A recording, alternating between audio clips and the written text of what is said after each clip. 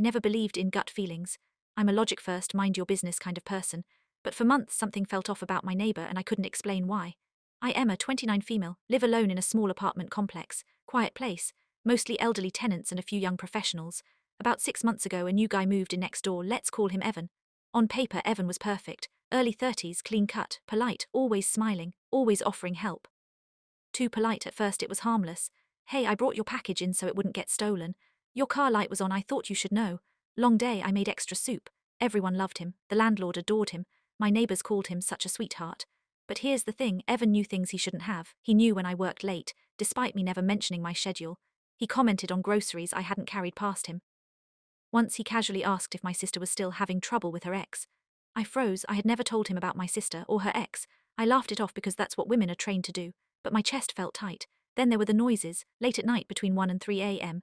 Hear muffled thuds through the shared wall, not music, not TV, heavy, rhythmic sounds, sometimes followed by silence so thick it made my ears ring. I told myself I was being dramatic. The final straw came when my spare key went missing. I keep it hidden in my apartment. No one knew where it was. One day I noticed it was gone. That same night Evan texted me. Hey, weird question, but do you sleep with your bedroom door locked? I didn't respond. I barely slept. I pushed my dresser against the door and stayed awake until sunrise, replaying every interaction we'd ever had. The next day I asked the landlord if maintenance had entered my apartment recently. It hadn't, so I did something I still don't know if I regret. I installed a cheap indoor camera facing my front door. 3 nights later at 2:17 a.m. my phone buzzed with a motion alert. It was Evan, standing inside my apartment, not forcing the door, not breaking in. He used a key. He didn't rush, he didn't panic, he just stood there, listening. Then he turned toward my bedroom door. I called the police with shaking hands. They arrived before he reached the handle. Evan claimed it was a misunderstanding, said I had given him the spare key in case of emergencies, said he was just checking on me. But when they searched his apartment, they found my missing key, and 3 others belonging to different neighbors. 2 women in my building had filed uneasy feeling complaints about him before, nothing concrete, nothing actionable, until now.